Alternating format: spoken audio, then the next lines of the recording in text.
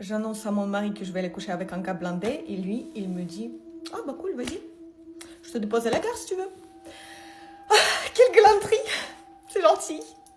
Il me dépose à la gare et je commence tout doucement à prendre conscience que la relation ouverte que j'ai vécue avec lui, eh ben, c'était ni plus ni moins du proxénétisme, dont je n'étais même pas payée en plus.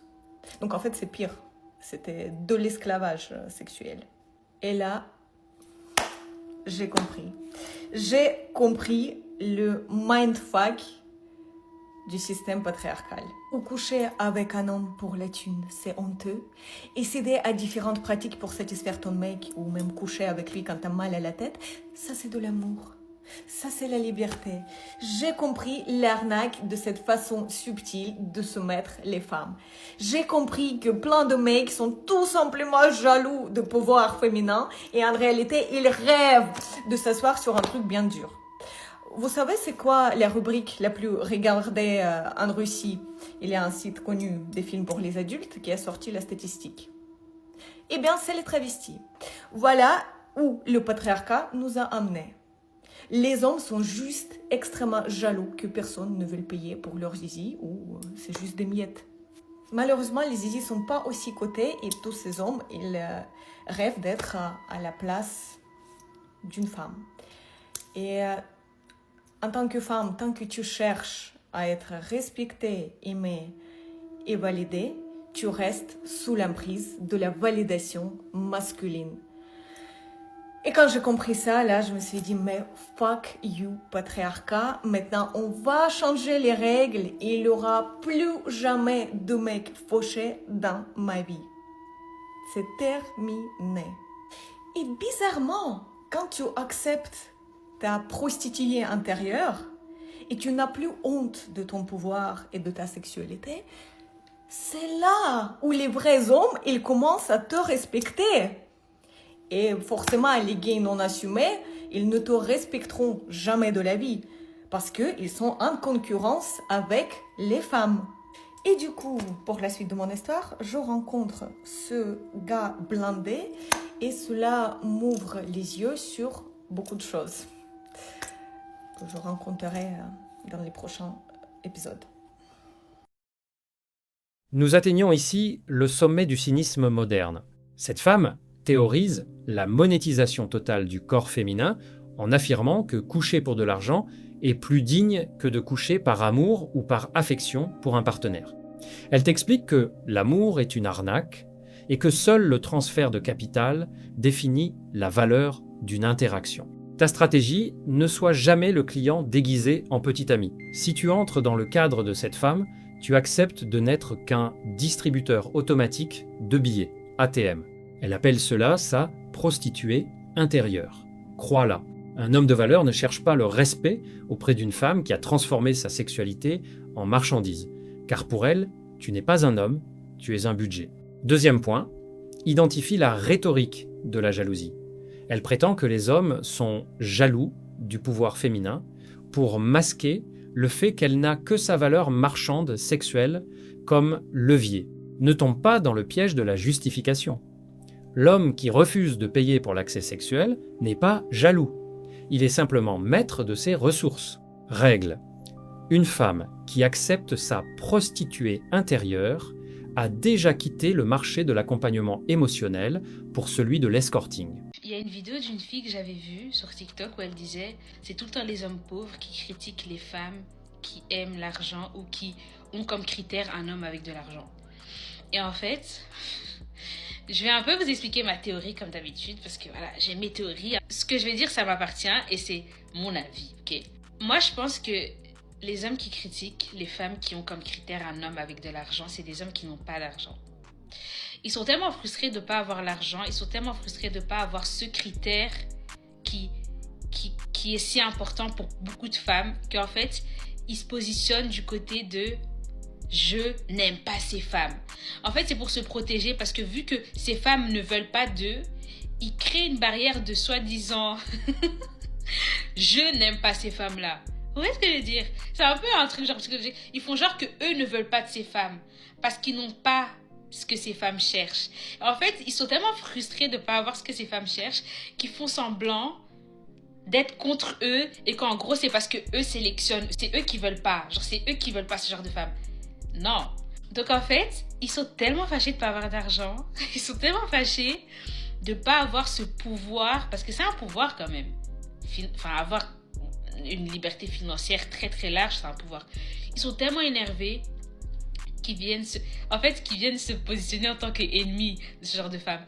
Parce que les hommes riches, les hommes qui ont l'argent, vont jamais venir sur internet pour dire moi j'en ai marre que les femmes prennent mon argent. Mais jamais de la vie. Ils sont tellement contents d'avoir ça. Beaucoup d'hommes espèrent devenir riches pour avoir ce pouvoir d'achat sur les femmes déjà. Les hommes riches sont tellement contents d'avoir cette carte à jouer sur les femmes. J'ai l'argent, tiens, va t'acheter ça. Oh, t'as besoin de ça, tiens. Ils sont tellement contents, ils vont jamais se plaindre. D'ailleurs, les hommes qui ont l'argent sont très intelligents. Ils savent voir quand une femme est là que pour l'argent. Ils savent voir quand c'est le vrai amour et tout. Et ils sont très contents. Enfin, dans les deux cas, ils sont contents, moi, je pense. Je pense que beaucoup d'hommes sont très contents d'avoir des michetots, comme vous les appelez. Mais non, c'est vous les pauvres. Et j'ai rien contre les hommes pauvres, hein, moi je m'en fous, mais juste, là c'est le cas de le dire, c'est vous les pauvres qui vont venir protester pour les riches. Si ces hommes-là ne voulaient pas dépenser de l'argent sur les femmes, ils dépenseraient pas de l'argent sur les femmes. Ils n'ont pas besoin de vous. Ils n'ont pas besoin de vous pour arrêter de faire ça. Hein. Si vraiment, genre, ils veulent pas dépenser leur argent pour les michetots, comme vous les appelez, ils arrêteraient de dépenser de l'argent sur les michetots. Vous voyez ce que je veux dire? Vous êtes fâchés parce que vous n'avez pas d'argent. Et donc, vous faites comme si vous détestez. En fait, vu que vous n'avez pas l'argent que ces femmes cherchent, vous faites comme si vous les détestez. Parce que demain, si vous avez de l'argent, je suis sûre que vous allez aimer dépenser de l'argent sur les femmes. Même des femmes qui vous aiment pas forcément. Vous allez aimer ce statut de j'ai l'argent, elle me demande et moi j'ai ce pouvoir de lui acheter tout ce qu'elle veut. Vous serez très content. On sait, vous aimez le pouvoir, vous aimez les statuts en haut, vous aimez ce truc de moi je.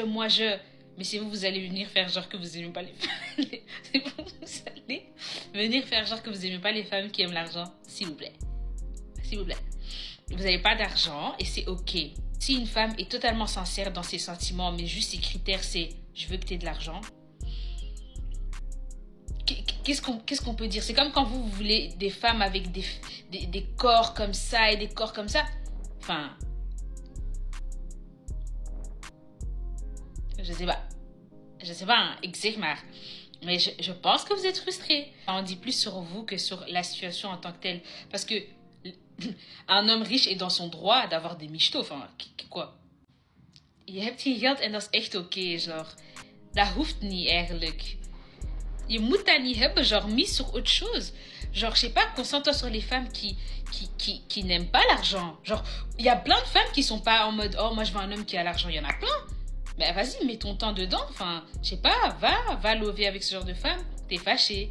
Parce que t'aimerais faire partie du groupe qui ont l'argent et tout, et qui truc. Pas grave. Un jour t'auras et tu vas supprimer tes vidéos. La femme moderne ne cache plus son jeu. Ton compte en banque est devenu ton principal caractère sexuel. Elle t'explique froidement que si tu critiques les mictos, c'est uniquement par frustration de ne pas pouvoir te les offrir. Ta stratégie, la richesse comme outil, pas comme identité. Construis ton empire, mais ne laisse jamais ton argent être la seule raison de sa présence. Si tu achètes son attention, tu n'es pas son partenaire, tu es son client. L'homme de valeur utilise son pouvoir financier pour sécuriser son cadre, pas pour combler son insécurité auprès de femmes qui disparaîtront au premier incident de paiement. Deuxième point, la vérité sur le pouvoir. Elle a raison sur un point, l'argent est un pouvoir.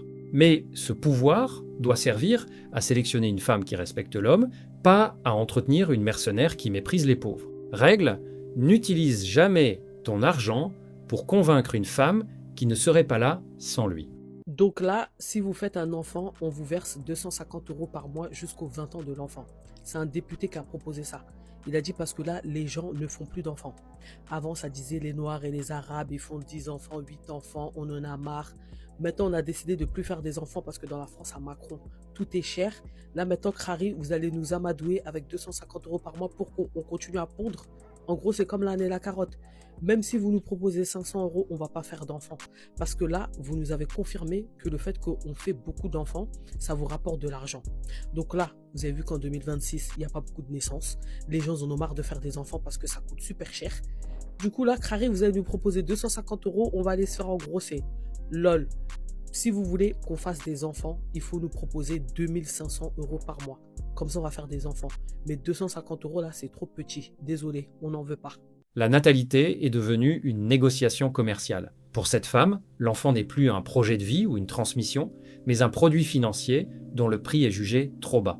Elle refuse de se faire engrosser pour 250 €, exigeant 2500 € pour que l'investissement soit rentable. Ta stratégie: ne fonde jamais une famille avec une mercenaire de l'État. Si ta partenaire voit la maternité comme un emploi salarié avec un intéressement financier, elle te quittera ou te demandera des comptes dès que les aides baisseront ou que les dépenses augmenteront. Cherche une femme qui veut construire un foyer avec toi, pas une qui cherche à maximiser ses subventions. Deuxième point, la responsabilité masculine.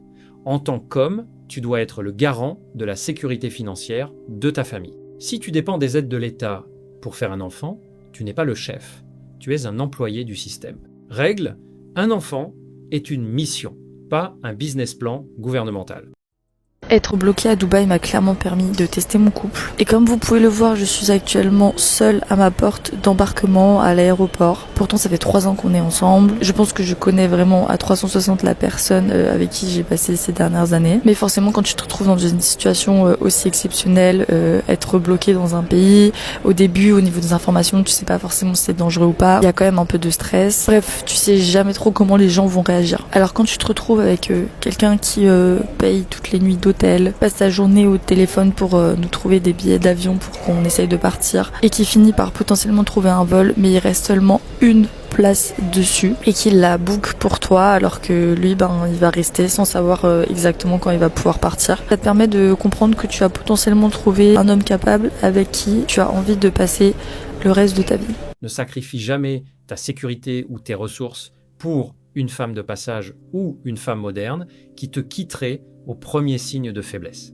Le leadership a un prix, il est réservé à celle qui respecte ton cadre et soutient ta vision depuis des années. Ta stratégie, le mérite avant le sacrifice. Avant de céder la dernière place dans l'avion ou de financer l'entièreté d'une crise, demande-toi, est-ce qu'elle ferait preuve de la même abnégation pour moi si les rôles étaient inversés? Si la réponse est non, ou si elle a passé le voyage à se plaindre, tu ne lui dois rien. Cet homme a agi après 3 ans de relations stables, car il savait que l'investissement en valait le coup. Deuxième point, la protection est sélective. Un homme de valeur protège son foyer, pas n'importe quelle passagère. Ta générosité en temps de crise doit être le reflet de sa loyauté en temps de paix. Règle. Un sacrifice pour la mauvaise femme est une faute de gestion. Un sacrifice pour la bonne est un investissement à vie. J'ai un update date qui vient de tomber. Mais en fait, je suis tellement mal à l'aise. Je suis tellement choquée de ce qui vient de se passer dans mon téléphone. Waouh. En fait, il faut que j'en parle. Parce qu'il faut que j'évacue le truc. Et je pense que cette vidéo, ça peut être une vidéo de prévention. Ok ? Pour toutes les femmes, faites gaffe. Faites gaffe. Et ne faites jamais confiance. Ok ? Partez du principe de je fais pas confiance. Ok ? Update date. Il faut savoir que vous n'êtes pas au courant de tous les update dates à temps parce que, par exemple, des fois, je parle avec des gens, ça se passe bien, les personnes sont cool et j'essaie de pas les afficher directement sur Internet parce que je me dis à tout moment, ça se passe bien. Ce serait quand même con, voyez-vous. Donc, par exemple, vous n'êtes pas au courant d'un date que j'ai eu hier avec un petit Italien charmant. Mac est charmant. Mais je ferai une autre vidéo sur lui parce que l'Italien était vraiment trop mims. Et là, on n'est pas parti pour parler d'un mec mims. On est parti pour parler d'un type qui est jobard. Et encore, j'ai pas envie de dire jobard parce que c'est amener ça sur de la folie, mais je pense que c'est même pas de la folie. Je pense que je pense que le type est pervers. Enfin, en fait, je sais pas comment qualifier ce qui vient de se passer. Bref, ça fait quelques semaines que je parlais avec un type et au début ça se passait hyper bien. Le mec était très sympa. Il s'avère qu'il habite un peu loin. Il habite un peu loin de Marseille, donc on peut pas se voir genre facilement. C'est pas le plan genre bah écoute viens on va se boire un verre ce soir.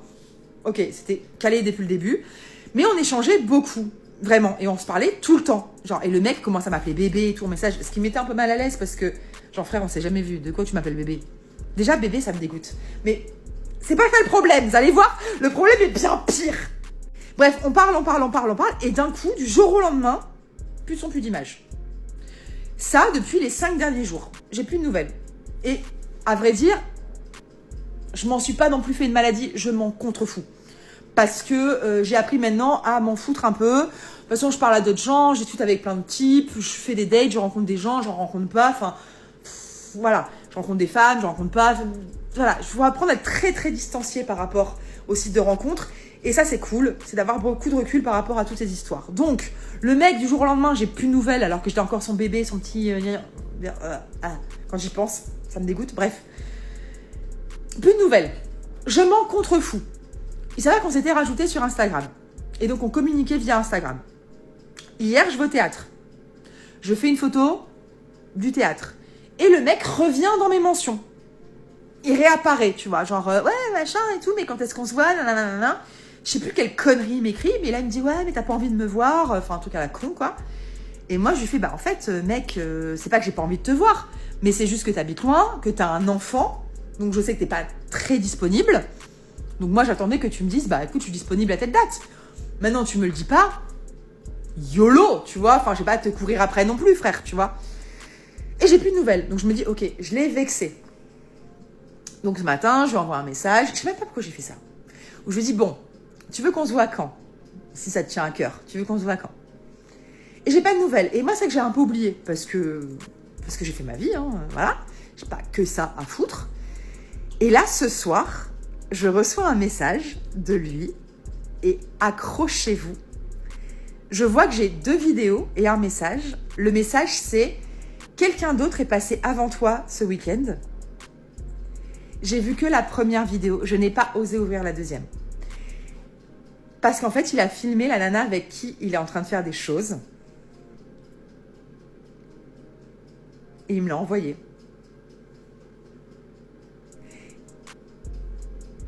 Il m'a envoyé la sextape de lui avec une nana, je sais même pas si elle sait qu'elle est filmée. Je sais même pas si elle est au courant qu'il l'a envoyé. Je sais pas. En tout cas, moi, c'était pas sollicité de ma part d'avoir ce genre de contenu. Clairement. Et il m'a envoyé ça. En toute détente. Pour, je sais pas, peut-être me rendre jalouse. Mais frère, jamais de ma vie, je veux te rencontrer. Mais quand je sais que tu peux faire ça, jamais je veux te rencontrer. Mais plus jamais je vais te bloquer. Et plus jamais de mon existence, je vais... Mais quelle horreur! Quelle horreur! Alors, j'ai pas regardé la deuxième vidéo, j'imagine que c'était du même acabit, mais évidemment, j'ai pas... Enfin, voilà, parce que la première vidéo, j'ai regardé pas longtemps, tu vois, parce que je fais... Quoi? À quel moment tu fais ça?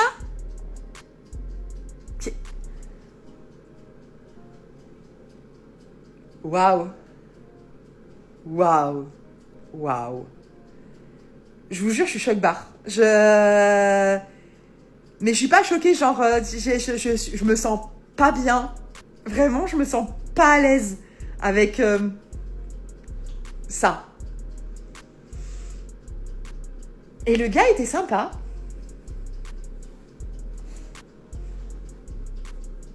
Voilà, voilà.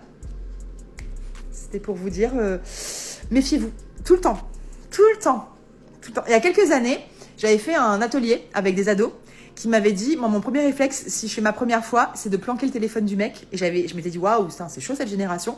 Je vous jure qu'aujourd'hui, après ce que je viens de voir là, je veux savoir où est son téléphone. Si je rencontre un mec et je fais des trucs, je veux savoir où est son téléphone. C'est ouf. C'est... Ouais. Et je sais pas si je peux faire un truc légalement. Je sais pas s'il y a un truc à faire. Ouais. Putain. C'est fou. C'est fou.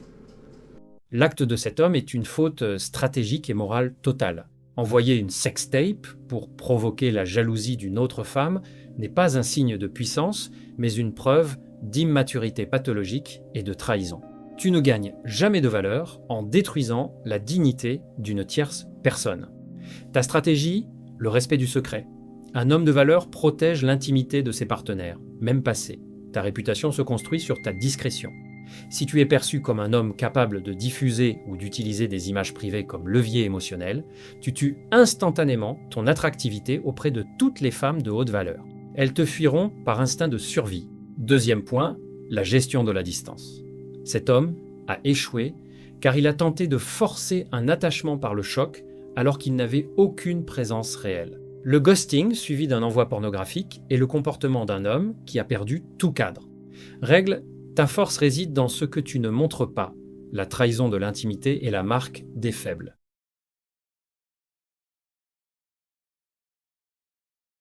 Si cette analyse t'a parlé, alors ne bouge pas. La vidéo qui s'affiche à l'écran en ce moment va sûrement te plaire.